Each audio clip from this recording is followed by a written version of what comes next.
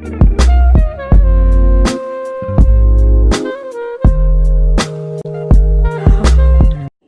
everyone, welcome to Khushbu Ideology.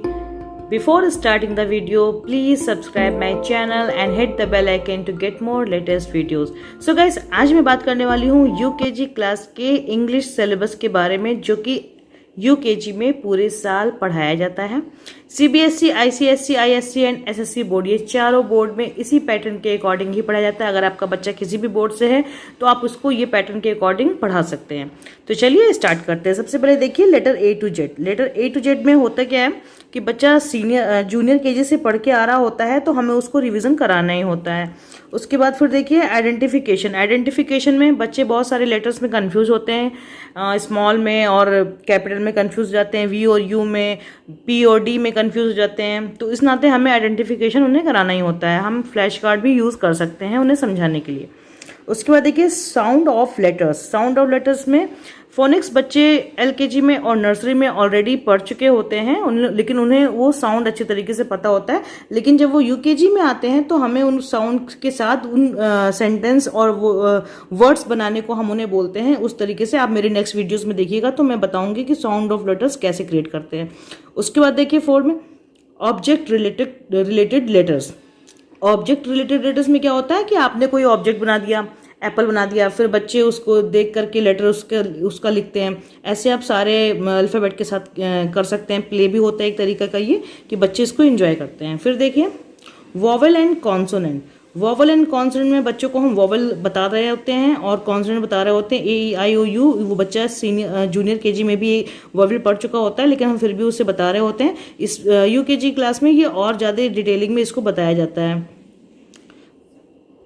उसके बाद फिर बारी आती है वॉवल वर्ड्स की। वॉवल वर्ड्स में क्या होता है कि हम बच्चों को बताते हैं कि वॉवल से हम कौन कौन से वर्ड्स बनाते हैं। फिर हम उनको दिखाते हैं कि वॉवल वर्ड्स कैसे हम सेलेक्ट करते हैं, कैसे चूज़ करते हैं और फिर कैसे उसके नाम लिखते हैं। जैसे कि हम क्या कर सकते हैं कि कोई भी स्पेलिंग लिख दिया, अलग अलग टाइप के स्पेलिंग लिख दिया हमें, और हमने फिर बच्चों को बोला कि इसमें से आप वॉवल कलेक्ट करके चूज़ करके सामने लिखो, इस तरीके से। उसके बाद फिर बारी आती है आर्टिकल की। A और N। A और N भी वॉवल पर ही आधारित है। जैसे कि आप जानते ही हैं कि A बैग, एन एलिफेंट, तो हम उसे ऐसे बताते हैं कि सेंटेंस का जो सबसे पहला लेटर होता है वो अगर वॉवल है तो एन, अगर वॉवल नहीं है कॉन्सोनेंट है तो ए लगाते हैं। ये मैं आपको अपने नेक्स्ट वीडियोस में क्लियर कर दूंगी और अच्छे से।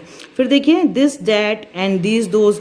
दिस दैट में हम बच्चों को इस तरीके से कॉन्सेप्ट क्लियर करते हैं कि दिस यानी कि समथिंग नियर, तो फिर वो दिस हो गया। समथिंग फार, तो वो दैट हो गया। इस तरीके से दिस दोज में प्लूरल आ जाता है। अगर नज़दीक कोई चीज़ है लेकिन वो ज़्यादा मात्रा में है, एक से ज़्यादा मात्रा में है, तो ये दिस। और अगर वो चीज़ दूर है तो उसको दोज बोलते हैं, लेकिन वो भी ज़्यादा मात्रा में ही होगी। तो दिस दैट और दिस दोज को हम ऐसे ही क्लियर करेंगे। इसको प्रैक्टिकली भी करना पड़ेगा तो ज़्यादा बच्चे समझ पाएंगे। उसके बाद देखिए ऑर्डिनल पोजीशन। ऑर्डिनल पोजीशन में हम बच्चों को फर्स्ट, सेकंड, थर्ड, फोर्थ इस तरीके के पैटर्न को समझाते हैं।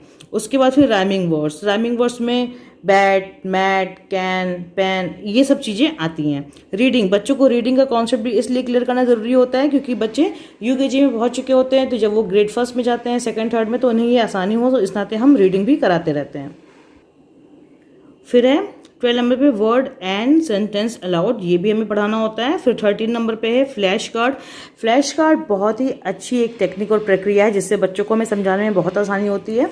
उसके बाद फिर आती है story telling, conversation. Story telling में हम बच्चों को कोई स्टोरी बताते हैं, उसके बाद फिर उसके थ्रू हम कन्वर्सेशन कराते हैं। तो हम बच्चों का ग्रुप बना लेते हैं, 1 से 4 ज़्यादा ग्रुप बना लेते हैं। इस तरह से हम लोग 3-4 ग्रुप बना लेते हैं। उसके बाद फिर एक तरीके से ये ग्रुप एक्टिविटी भी होती है। फिर बच्चों को हम उसी के अकॉर्डिंग समझा रहे होते हैं कि आप आपस में कन्वर्सेशन करो जो स्टोरी बताई गई है। उसके बाद देखिए 15 पिक्चर कॉम्पोजिशन। इसमें है इन, ऑन, अंडर। हम क्या करते हैं कि इसमें क्या होता है कि पिक्चर्स बने रहते हैं। पिक्चर्स बने रहते हैं तो उसमें कोई इन, ऑन और अंडर का कॉन्सेप्ट रहता है। कहीं भी पिक्चर इन रहती है, फिर ऑन रहती है, मतलब वो इन यानी कि अंदर है, फिर ऑन यानी कि बाहर है। इस तरीके से फिर अंडर, ऑन, ये सब चीज़ें हम उसमें क्लियर करते हैं। इन आउट भी होता है, इन, अंडर और ऑन भी होता है। इसमें क्या होता है कि पिक्चर्स ऐसे शो कर देते हैं हम बच्चों को, या फिर बच्चों को भी हम प्रैक्टिकली दिखा सकते हैं। किसी बॉक्स को बना लिया, किसी बड़े बॉक्स को बना लिया, बच्चों को बॉक्स के अंदर बोला कि आप इसके अंदर बैठो, फिर उसके बाद फिर निकलो, यानी कि इन फिर आउट।